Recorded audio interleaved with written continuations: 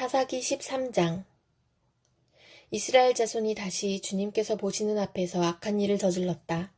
그래서 주님께서는 그들을 40년 동안 블레셋 사람들의 손에 넘겨주셨다. 그때 소라 땅의 단 지파의 가족 가운데 마노아라는 사람이 있었는데 그의 아내는 임신할 수 없어서 자식을 낳지 못하였다. 주님의 천사가 그 여인에게 나타나 말하였다. 보아라, 내가 지금까지는 임신할 수 없어서 아이를 낳지 못하였으나 이제는 임신하여 아들을 낳게 될 것이다. 그러므로 이제부터 조심하여 포도주나 독한 술을 마시지 말아라. 부정한 것은 어떤 것도 먹어서는 안 된다. 내가 임신하여 아들을 낳을 것인데 그 아이의 머리에 면도칼을 대어서는 안 된다. 그 아이는 모태에서부터 이미 하나님께 바쳐진 나실 사람이기 때문이다. 바로 그가 블레셋 사람의 손에서 이스라엘을 구하는 일을 시작할 것이다. 여인은 곧바로 남편에게 가서 말하였다. 하나님의 사람이 나에게 오셨는데 그분의 모습이 하나님의 천사의 모습과 같아서 너무나 두려웠습니다. 그래서 나는 그분이 어디서 오셨는지 감히 묻지도 못하였고 또 그분도 나에게 자기 이름을 일러주지 않았습니다. 그런데 그분이 내게 말하기를 내가 임신하여 아들을 낳을 것이니 이제부터 포도주와 독한 술을 마시지 말고 부정한 것은 어떤 것도 먹어서는 안 된다고 말했습니다. 그 아이는 모태에서부터 죽는 날까지 하나님께 바쳐진 나실 사람으로 살아야 하기 때문이라고 했습니다. 이 말을 듣고 마노아가 주님께 기도드렸다. 주님, 우리에게 보내셨던 하나님의 사람을 우리에게 다시 오게 하셔서 태어날 아기에게 어떻게 하여야 할지를 우리에게 가르치게 하여 주십시오. 주님께서 마노아의 기도를 들어주셔서 주님의 천사가 다시 여인에게 왔다. 그때 그 여인은 밭에 앉아 있었는데 남편 마노아는 아내와 함께 있지 않았다. 그래서 그 여인은 급히 달려가 남편에게 말하였다. 와보세요. 저번에 나에게 오셨던 그분이 지금 나타나셨어요. 마노아는 일어나 곧 아내를 따라가서 그 사람에게 이르렀다. 마노아가 그를 보고서 저번에 자기의 처에게 말하던 그분이냐고 물었다.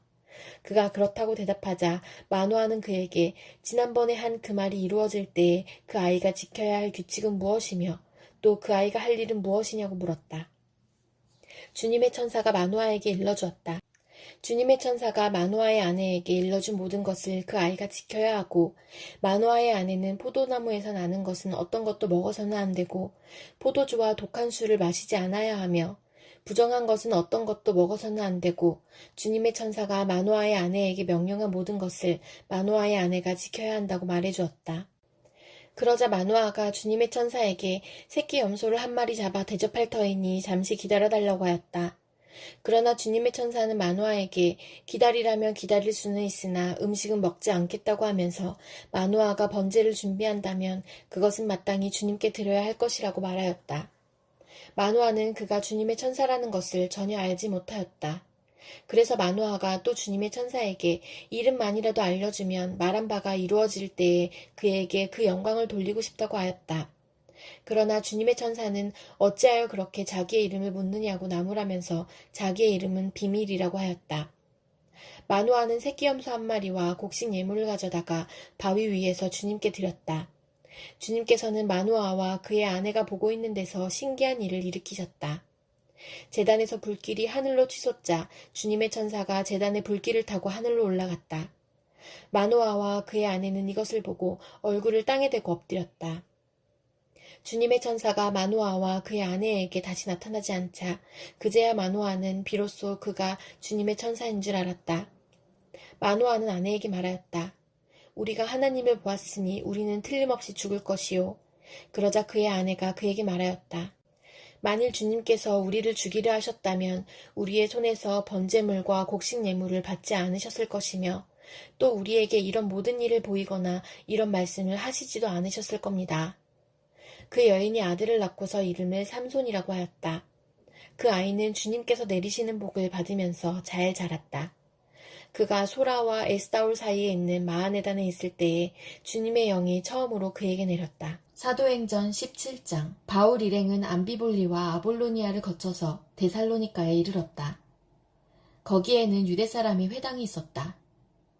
바울은 자기 관례대로 회당으로 그들을 찾아가서 새 안식일에 걸쳐 성경을 가지고 그들과 토론하였다. 그는 그리스도께서 반드시 고난을 당하시고 죽은 사람들 가운데서 살아나셔야 한다는 것을 해석하고 증명하면서 내가 여러분에게 전하고 있는 예수가 바로 그 그리스도이십니다. 하고 말하였다. 그들 가운데 몇몇 사람이 승복하여 바울과 실라를 따르고 또 많은 경건한 그리스 사람들과 적지 않은 귀부인들이 그렇게 하였다. 그러나 유대 사람들은 시기하여 거리에 불량배들을 끌어모아다가 패거리를 지어서 시내에 소요를 일으키고 야손의 집을 습격하였다. 그리고 바울 일행을 끌어다가 군중 앞에 세우려고 찾았다. 그러나 그들을 찾지 못하고 야손과 신도 몇 사람을 시청 관원들에게 끌고 가서 큰 소리로 외쳤다. 세상을 소란하게 한 그 사람들이 여기에도 나타났습니다. 그런데 야손이 그들을 영접하였습니다. 그 사람들은 모두 예수라는 또 다른 왕이 있다고 말하면서 황제의 명령을 거슬러 행동을 합니다. 군중과 시청 관원들이 이 말을 듣고 소동하였다. 그러나 시청 관원들은 야손과 그 밖의 사람들에게서 보석금을 받고 놓아주었다. 신도들은 곧바로 그날 밤으로 바울과 실라를 베레아로 보냈다. 두 사람은 거기에 이르러서 유대 사람의 회당으로 들어갔다.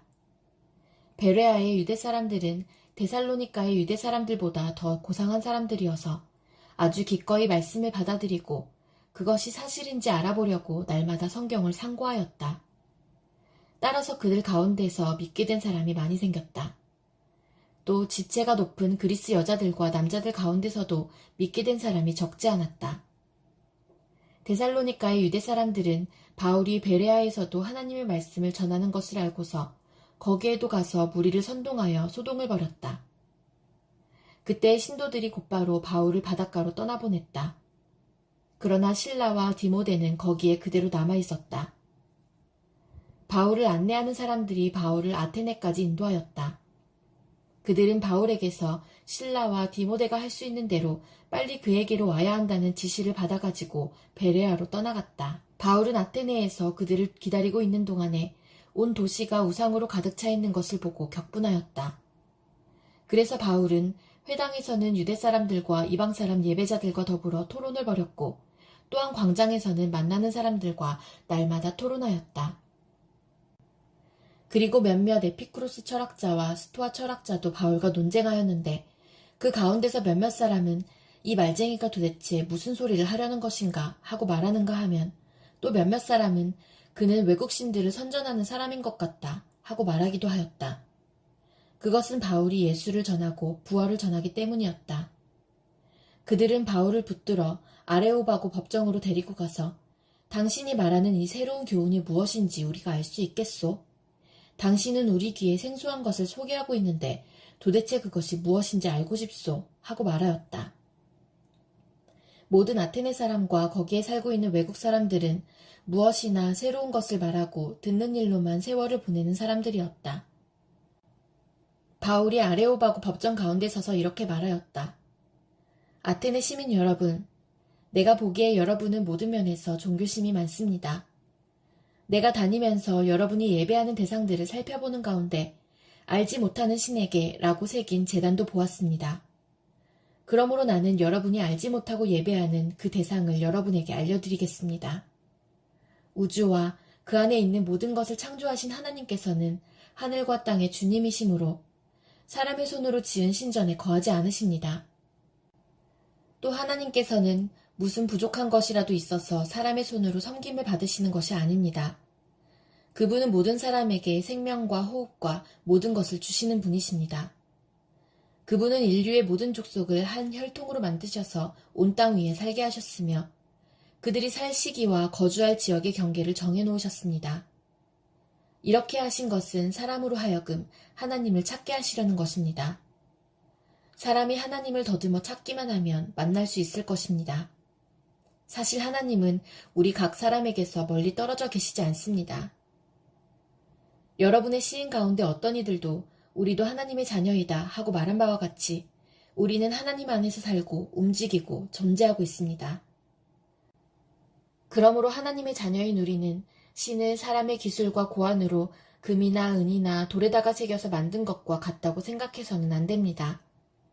하나님께서는 무지했던 시대에는 눈 감아주셨지만 이제는 어디에서나 모든 사람에게 회개하라고 명하십니다. 그것은 하나님께서 세계를 정의로 심판하실 날을 정해놓으셨기 때문입니다. 하나님께서는 자기가 정하신 사람을 내세워서 심판하실 터인데 그를 죽은 사람들 가운데서 살리심으로 모든 사람에게 확신을 주셨습니다. 그들이 죽은 사람들의 부활에 대해서 들었을 때에 더러는 비웃었으나 더러는 이 일에 관해서 당신의 말을 다시 듣고 싶소 하고 말하였다. 이렇게 바울은 그들을 떠났다. 그러나 몇몇 사람은 바울 편에 가담하여 신자가 되었다. 그 가운데는 아레오바고 법정의 판사인 디우누시오도 있었고 다말이라는 부인도 있었고 그 밖에 다른 사람들도 있었다. 예레미야 26장. 요시아의 아들 여호야김이 유다 왕이 되어 다스리기 시작할 무렵에 주님께서 예레미야에게 이렇게 말씀하셨다. 나 주가 말한다. 너는 주의 뜰에 서서 내가 너에게 전하라고 명한 모든 말을 유다의 모든 성읍에서 주의 성전에 경배하러 오는 사람에게 한마디도 빼놓지 말고 일러주어라. 혹시 그들이 그 말을 듣고서 각자 자신의 악한 길에서 돌아설 수도 있지 않겠느냐. 그러면 내가 그들의 악한 행실 때문에 그들에게 내리기로 작정한 재앙을 거둘 것이다. 너는 나 주가 한 말을 그들에게 이렇게 일러주어라. 너희가 내가 너희에게 준 법에 따라서 순종하여 살지 않으면 내가 거듭하여 보내고 너희에게 서둘러서 보낸 내 종 예언자들의 말을 너희가 듣지 않으면 내가 이 성전을 실로처럼 만들어버리고 이 도성을 세상 만민의 저주거리가 되게 하겠다. 제사장들과 예언자들과 온 백성은 예레미야가 주님의 성전에서 선포한 이 말씀을 다 들었다. 이와 같이 예레미야가 주님의 명대로 모든 백성에게 주님의 모든 말씀을 선포하니 제사장들과 예언자들과 모든 백성이 그를 붙잡고 소리를 질렀다. 너는 반드시 죽고 말 것이다. 어찌하여 네가 주님의 이름을 빌려 이 성전이 실로처럼 되고 이 도성이 멸망하여 여기에 아무도 살 수 없게 된다고 예언하느냐. 그러면서 온 백성이 주님의 성전 안에 있는 예레미야를 치려고 그 주위로 몰려들었다. 유다의 고관들은 이 소문을 듣고 왕궁에서 주님의 성전으로 올라가 주님의 성전 새 대문 어귀에 앉았다. 제사장들과 예언자들이 그 고관들과 온 백성에게 말하였다. 이 사람은 사형 선고를 받아야 마땅합니다. 여러분이 직접 귀로 들으신 바와 같이 그는 이 도성이 멸망한다고 예언을 하였습니다. 그러나 예레미야는 모든 고관과 온 백성에게 이렇게 대답하였다. 여러분이 들으신 모든 말씀대로 이 성전과 이 도성의 재앙을 예언하라고 주님께서 나를 보내셨습니다. 그러므로 이제 여러분은 자신의 행동과 행실을 바르게 고치고 여러분의 하나님이신 주님의 말씀에 순종하십시오. 그러면 주님께서도 여러분에게 내리시겠다고 말씀하신 재앙을 거두실 수도 있을 것입니다. 나는 여러분의 손에 잡혀 있으니 여러분이 보시기에 좋으신 대로 옳다고 생각되는 대로 나를 처리하십시오. 그러나 이것만은 분명히 알아두십시오. 여러분이 나를 죽인다면 자신과 이 도성과 이 도성의 주민은 무죄한 사람의 피를 흘린 죄값을 받을 것이니 이는 이 모든 말씀을 여러분의 귀에 전하도록 나를 보내신 이가 바로 주님이시기 때문입니다. 그러자 고관들과 온 백성이 제사장들과 예언자들에게 말하였다. 이 사람에게는 사형 선고를 받아야 할 만한 죄가 없습니다. 그는 주 우리 하나님의 이름으로 우리에게 말씀을 전하였기 때문입니다. 이때에 지방의 장로들 가운데서 몇 사람이 일어나서 거기에 모인 백성의 온 회중에게 이렇게 말하였다. 유다 왕 히스기야 시대에 모레셋 사람 미가가 유다 온 백성에게 이와 같이 예언하였습니다. 나 만군의 주가 말한다. 시온이 밭갈듯 뒤엎어질 것이며 예루살렘이 폐허더미가 되고 성전이 서 있는 이 산은 숲풀만이 무성한 언덕이 되고 말 것이다. 그때에 유다 왕 히스기야와 온 유다 백성이 그를 죽였습니까? 그들이 오히려 주님을 두려워하고 주님의 은혜를 간구하니 주님께서도 그들에게 내리겠다고 말씀하신 재앙을 거두시지 않았습니까? 그런데 지금 우리는 그 큰 재앙을 우리 자신들에게 불러들이려 하고 있습니다. 그 당시에 주님의 이름으로 예언한 사람이 또 한 명 있었는데 그가 바로 기럇 여아림 사람 스마야의 아들 우리아였다. 그도 예레미야와 같은 말씀으로 이 도성과 이 나라에 재앙이 내릴 것을 예언하였다. 그런데 여호야김 왕이 자기의 모든 용사와 모든 고관과 함께 그의 말을 들은 뒤에 그를 직접 죽이려고 찾았다. 우리아가 이 소식을 듣고 두려워하여 이집트로 도망하였다. 그러자 여호야김 왕이 악볼의 아들 엘라단에게 몇 사람의 수행원을 딸려서 이집트로 보냈다. 그들이 이집트에서 우리아를 붙잡아 여호야긴 왕에게 데려오자 왕은 그를 칼로 죽이고 그 시체를 평민의 공동묘지에 던졌다. 그러나 예레미야는 사반의 아들 아이감이 보호하여 주었으므로 그를 죽이려는 백성의 손에서 벗어날 수 있었다. 마가복음 12장. 예수께서 그들에게 비유로 말씀하기 시작하셨다. 어떤 사람이 포도원을 일구어서 울타리를 치고 포도즙을 짜는 확을 파고 망대를 세웠다. 그리고 그것을 농부들에게 새로 주고 멀리 떠났다. 때가 되어서 주인은 농부들에게서 포도원 소출의 얼마를 받으려고 한 종을 농부들에게 보냈다. 그런데 그들은 그 종을 잡아서 때리고 빈손으로 돌려보냈다. 주인이 다시 다른 종을 농부들에게 보냈다. 그랬더니 그들은 그 종의 머리를 때리고 그를 능욕하였다. 주인이 또 다른 종을 농부들에게 보냈더니 그들은 그 종을 죽였다. 그래서 또 다른 종을 많이 보냈는데 더러는 때리고 더러는 죽였다. 이제 그 주인에게는 단 한 사람, 곧 사랑하는 아들이 남아있었다.